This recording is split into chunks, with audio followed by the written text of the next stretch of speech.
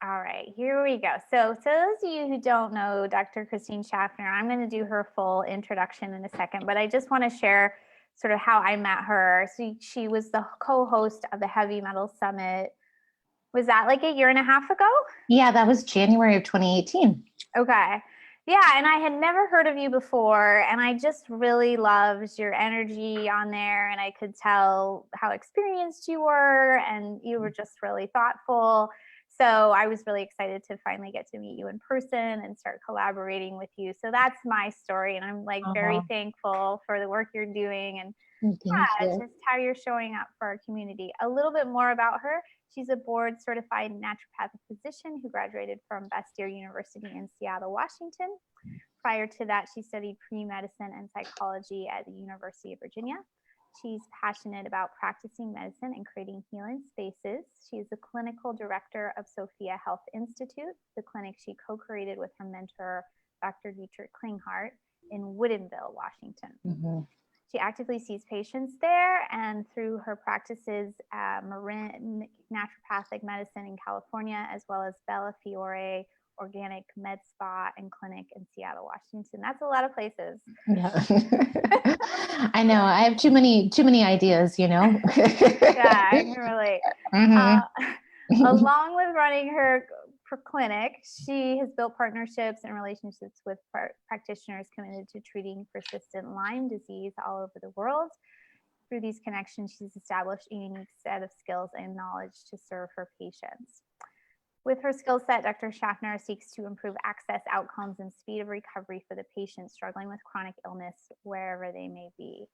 I love that. So yeah, I mean, that's a good maybe place to start. Lyme disease is very complicated, right? A lot of people don't want to touch that one. Mm-hmm. And you've had to really, if you've worked with that a lot, you've had to learn a lot about it, including, I would imagine, some of the tools in this Body Electric Summit that are coming up. So maybe tell us, what is this Body Electric, and what did you learn that made you put on a whole event about it? Mm-hmm. Yeah, no, thanks, Bridget, and thank you for having me. And it's been such a pleasure getting to know you, and I love the work that you're doing. So thank you for, continuing to collaborate. And so, this was kind of an idea in a yoga class where I really, wanted to, was thinking about a summit, and you had mentioned I had done the Heavy Metal Summit with Wendy and Dr. Klinghardt in 2018, and that really kind of launched our ability to communicate more online. We have brick and mortar practices. We see patients all over the country, and we see a lot of people out there who've been struggling for way too long. And so I just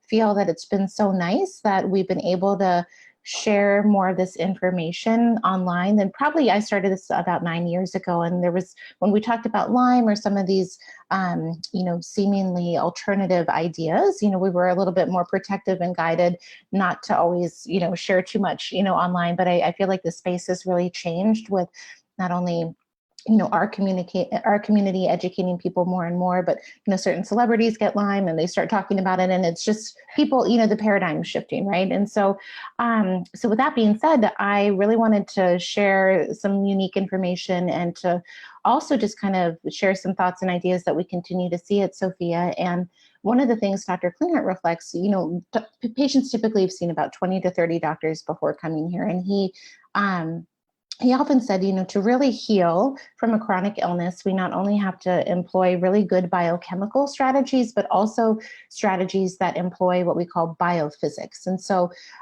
this whole idea around biophysics is this whole other aspect of our physical body and our nature and how we can treat ourselves. And so the Body Electric, it was not as glamorous to call it the Biophysics Summit, but the Body Electric Summit was kind of, I had some people help me try to figure out a title to communicate this idea. And the Body Electric is a book, I think it was published in the late 80s, early 90s by Dr. Becker. And he was talking a lot about this electrical aspect of our body. And then there's some poems, from Walt Whitman and things that talk about the Body Electric. But it's this whole idea that I really want to bring to, to our community, that it's not this esoteric dark or woo idea that we have this whole energetic aspect of ourselves, but it's this really, this idea that's grounded in science. And so we know that our heart has a strong electromagnetic field. We know that we can measure that with an EKG.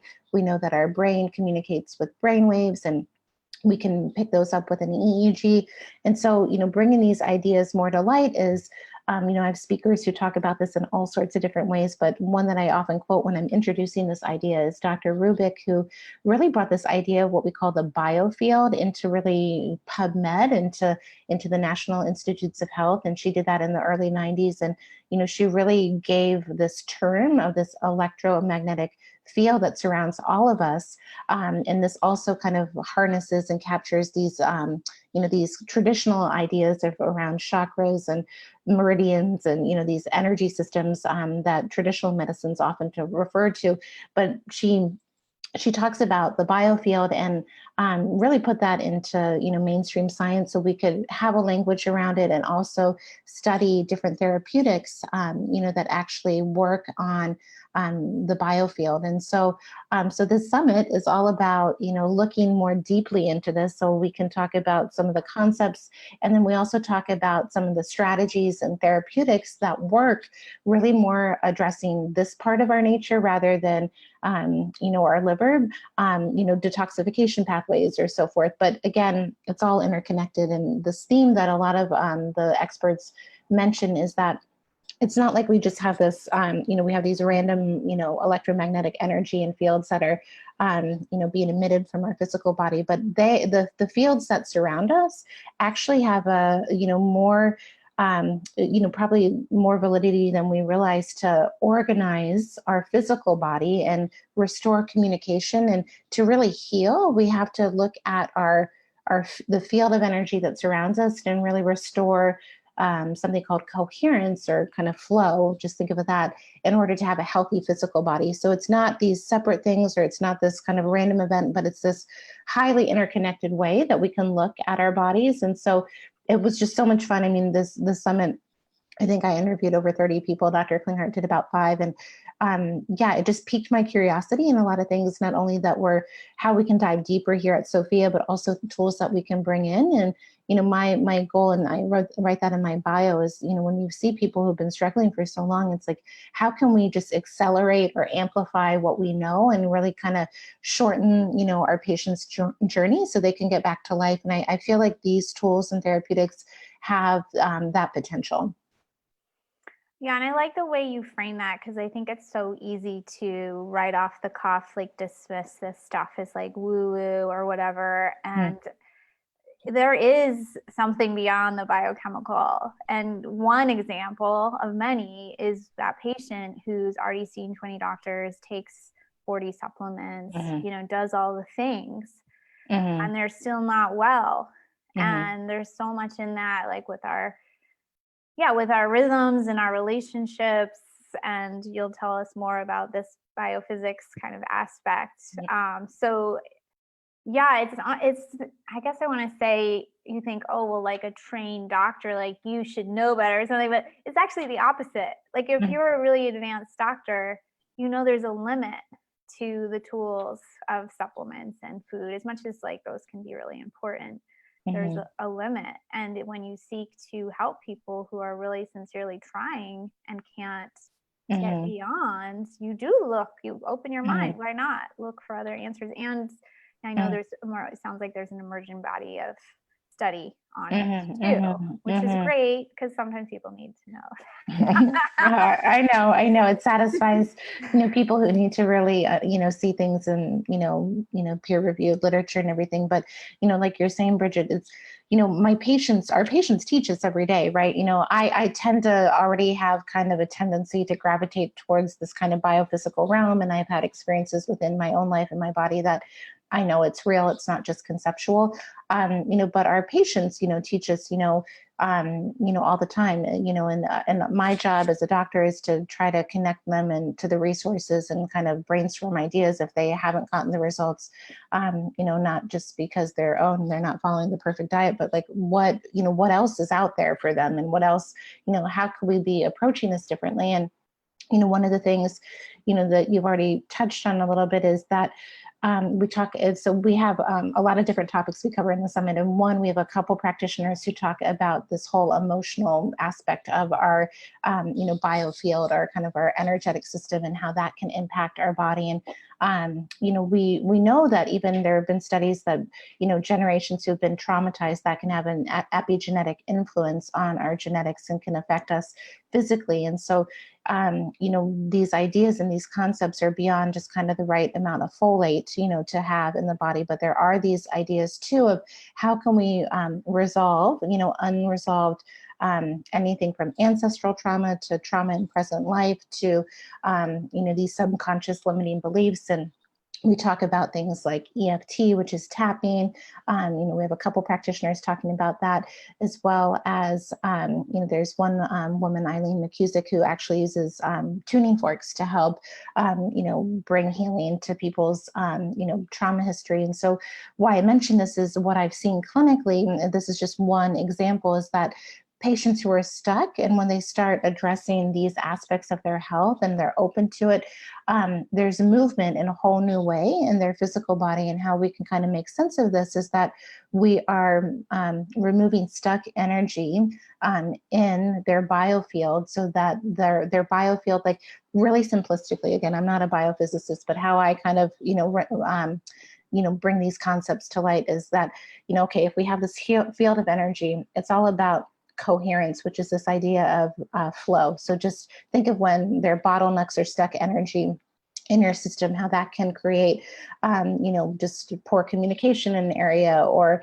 there's just not as much energy in that area. So there's not as much healing that can happen, right? So when we can restore flow by releasing these maybe stuck emotions or this trauma, that we create more flow in the body, and that flow in the field actually informs our physical body on a level. And, this again, just to touch on this a little bit more, this woman, Lynne Mctaggart, she wrote The Power of Eight. So she gets a group of 8 people together and sees these really wonderful miracles happen with the power of intention. And she wrote a book called The Field. And so if you're interested in this idea, if you want to go deeper in the science, she really walks through, kind of. What's her last name? Lynne Mctaggart, and she's wonderful. She's more of like an investigative journalist, and she didn't have any, she kind of sought out to write that book, even almost disproving this idea of having this field of energy that we're all interconnected to and that we have around us. And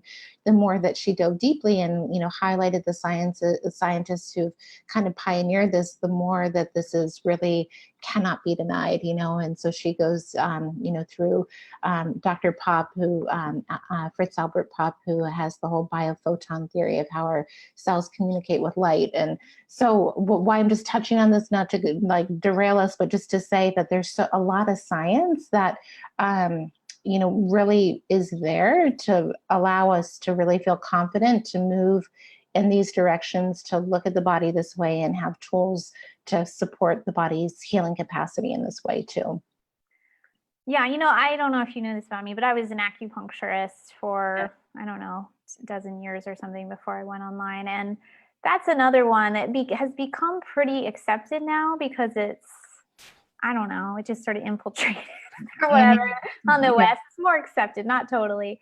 But it's energetic medicine, right? Like there are explanations they've found, but there's some stuff that's still just like a beautiful mystery. I remember once I was applying for this job at this acupuncture clinic, and I had also studied color puncture. I don't know if you've heard of that. Yeah. I haven't studied it, but I've always been fascinated in it. Yeah, I ran into it and studied it. And so I applied for this job, and this acupuncturist wrote me back. He's like, that's a bunch of hogwash, like color puncture. And I'm like, so you're saying we're doing acupuncture and that's totally legit, but color puncture is so, I was just like, it's so funny. Yeah, it's all related. And probably people listening have had experiences where they've maybe spontaneously felt a shift of energy, right? Like you're at the beach, or you're in a new relationship, or you're out of a thing and you're just like, whoa, where did all this energy come from? So sometimes that probably happens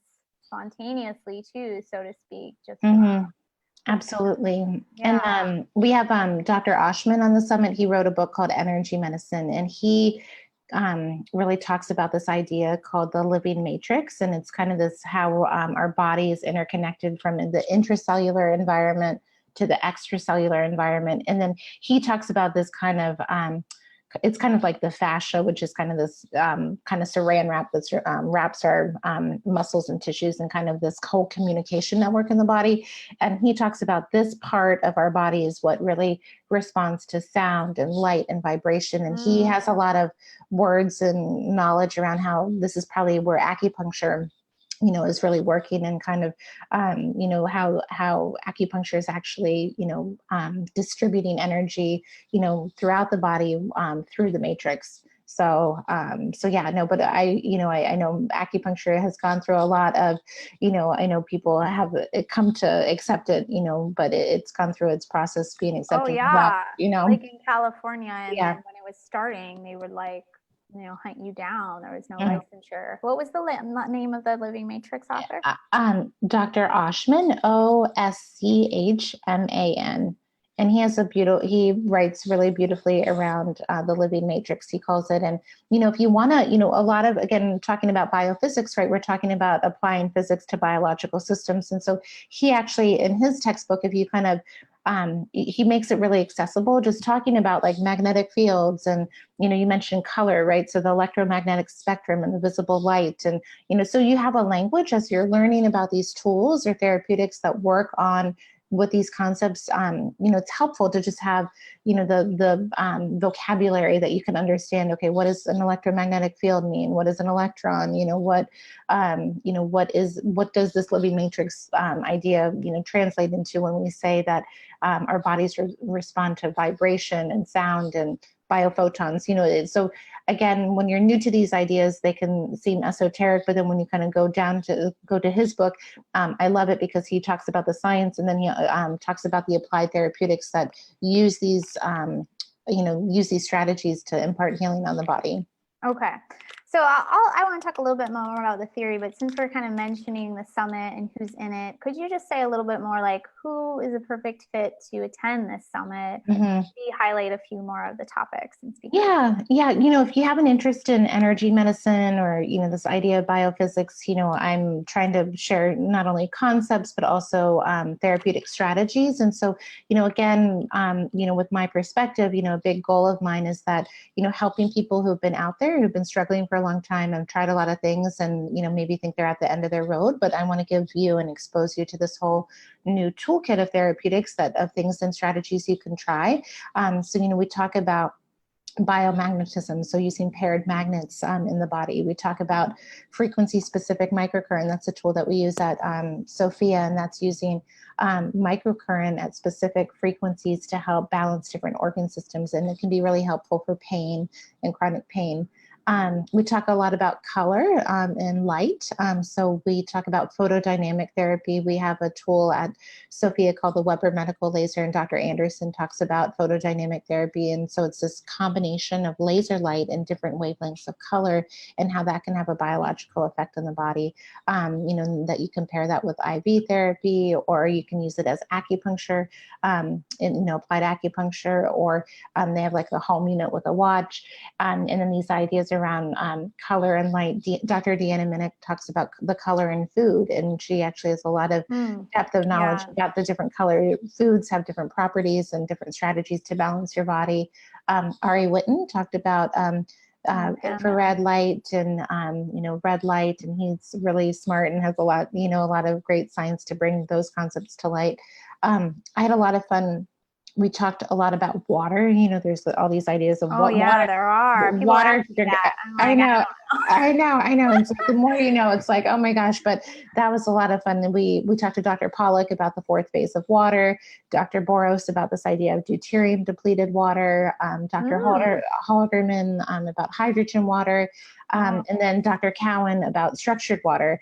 And then they all have a piece of the puzzle. And the truth, is like, we need all of it, right? We need like highly filtered, structured water that's like low in deuterium, has some hydrogen, so we're getting there. But I think this concept of, acknowledging the water system in our body, and that having the right structure of water helps our cells detoxify and our body communicate better. And so, so yeah, that was a lot of fun to talk about that.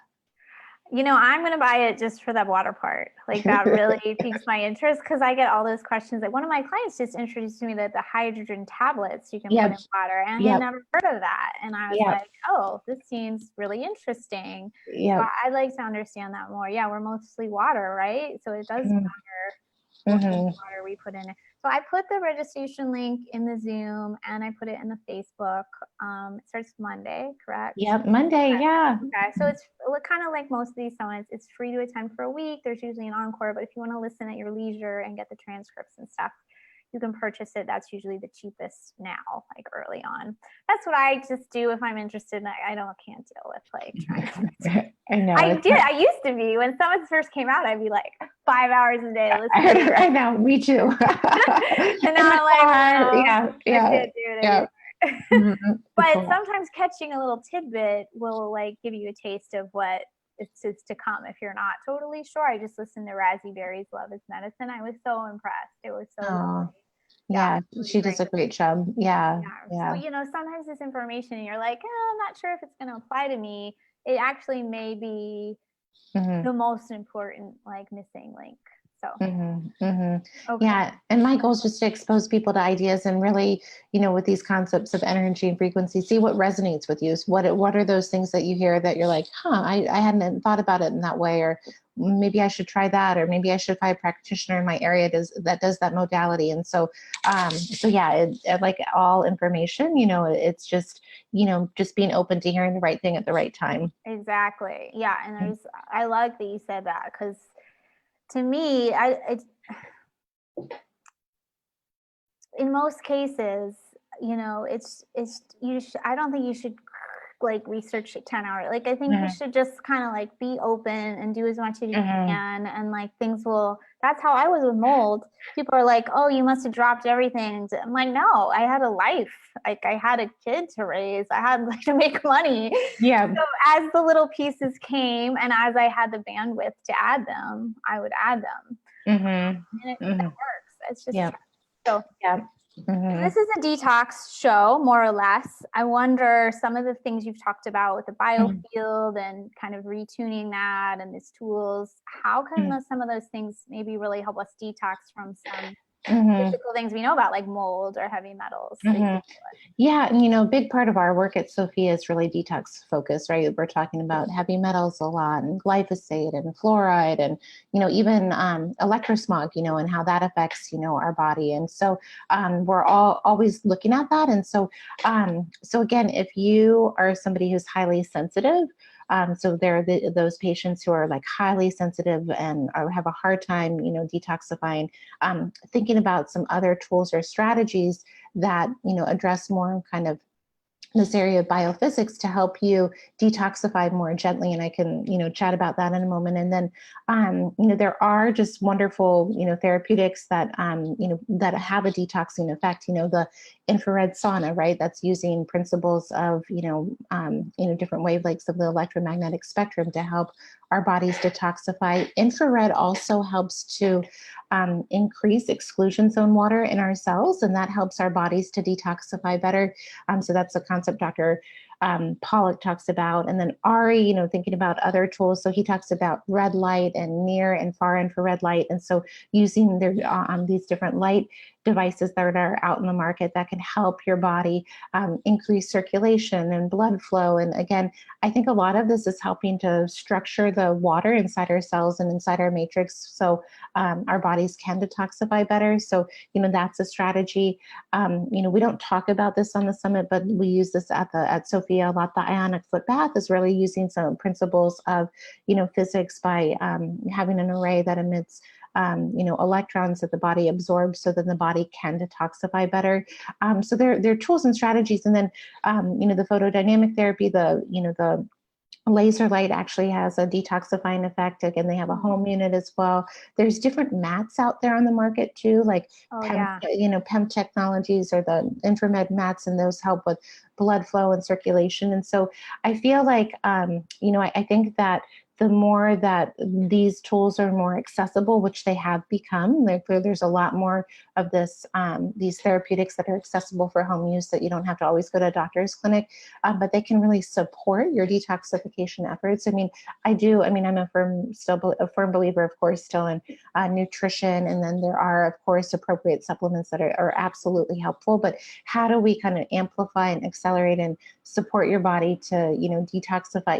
Detoxification is a lifestyle for us. So, how do we use these therapeutics just to keep our bodies healthy and strong, and just approaching it from a different angle? Yeah. I really like that, because this is just even broadening it out. Because when I kind of say more like lifestyle, but that sounds a little bit, people just think, oh, exercise or getting to sleep. But lifestyle is more than that even, it could be some of these tools, like using your sauna twice a week, swimming in the ocean twice a week, like there's like just making things that like help your biofields communicate and flow, or however you want to say it, like making that a part of your, like this morning I went to volunteer for asylum seekers for the first time. I've been meaning to do it. Oh, wow.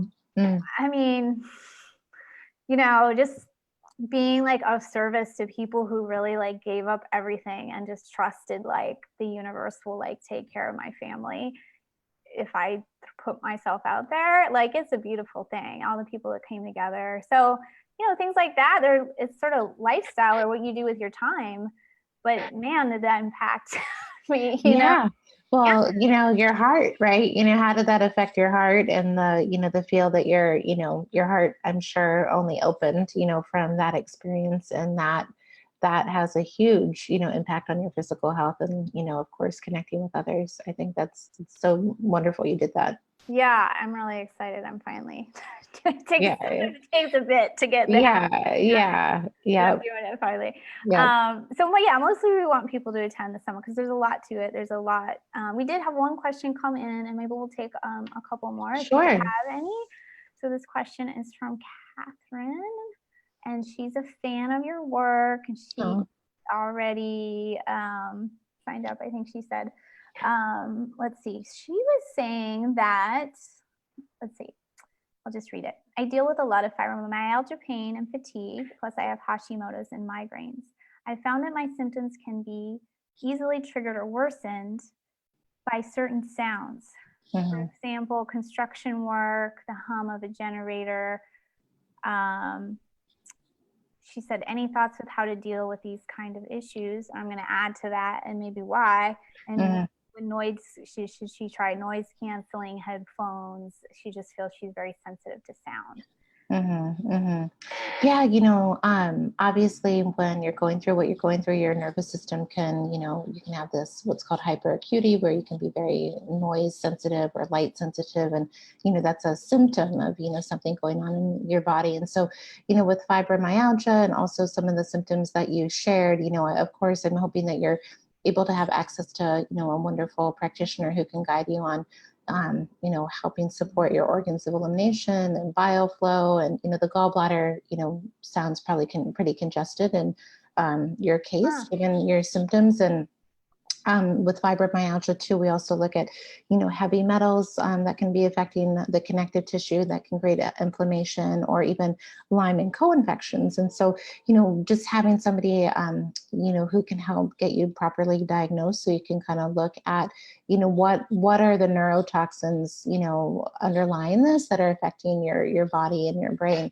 As far as tools and therapeutics, yes, noise canceling headphones could be a tool, but again, my thought is like, what are some other things that we can do to add health to your body to maybe make you less sensitive? And one thing, I know this sounds not completely related, but I would definitely look at the EMF in your home environment and just see, if there's anything that you can do to improve that, because that's one less stress on your system, that if we can help you mitigate that, that could be very helpful. And then as far as the pain and inflammation of fibromyalgia, I've been really impressed at Sophia and Carolyn McMakin's on the summit. She talks about frequency specific microcurrent, and that can be a really great tool to just give you a quality of life. That could actually also help with the sound sensitivity as well.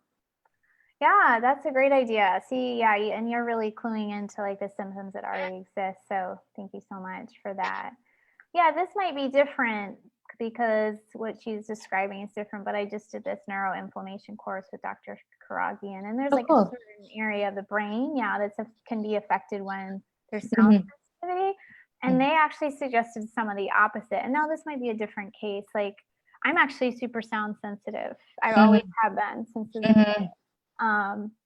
But he suggested actually like purposefully listening to music and picking out, okay, that's a saxophone. This is like, I don't know. I think it's almost like learning to integrate the sound. A little different than a construction zone, which could be just overstimulating, but I thought that was sense. Yeah. Just because obviously the sound waves that you're hearing, obviously they're not getting, your brain's having a hard time integrating that, right? So maybe having some way to listen to more like coherent music, or sound therapy is a huge tool. I mean, we have Eileen talking about tuning forks, but there's other sound healing devices. There's the Huso, there's whale tones now, but there's the frequency of sound can also be a healing modality, or just, as Bridget's saying, Dr. Karazian, I'm sure he's, thought a lot about how to give people recommendations on how to kind of restore your brain's ability to pick up sound and integrate that into your brain. Yeah. One thing I learned from Ari Whitten, was it last week he was on? Maybe. He's so amazing. But he was saying like singing stimulates your vagal nerve through some certain system. And that's the opposite. Like I love to sing. I love to make sound. But probably like Catherine, like I'm more sensitive to like not having control of my environment and there being like a lot of sound. So sound, can be healing for certain in the right form. Well, I don't see any other live questions. Is there anything else you wanted to talk about, Christine, before we wrap up? Any other tips or? Yeah, I think we covered a lot, and I just hope I'm piquing people's curiosity, especially if you're struggling out there. There's this whole toolkit, that I want you to explore. I guess one thing to leave everybody with is really simple and it's free. Most of the speakers talked about this, is that grounding can be really a helpful strategy, to support your physical body. And that's actually putting your bare feet, in contact with the earth. And basically you get the negative electrons, from the earth. You absorb those through your feet, and that can actually help decrease inflammation and improve circulation and blood flow. And it can be also really peaceful and calming, and it could also be fun. We're inside a lot all day, so that could be, just a fun tool to try to get out in nature more. Yeah, it's so accessible. I think one thing I'm trying to catch myself is like when I find myself like a negative thought spiral, is it's like it's my job to change that. So do I go like lay in the sun for a bit or walk outside, or like it's kind of like a moving of the energy. And the more tools you have to move your own energy, we're ultimately responsible for moving that ourselves, despite outside circumstances, right? Absolutely. Yeah. So thank you so much for coming on. We'll love everyone to join the summit that starts Monday. And thank you for coming on, Christine. We really appreciate your time. Oh, thanks, Bridget. I really appreciate being here, and it's so good to see you. Likewise.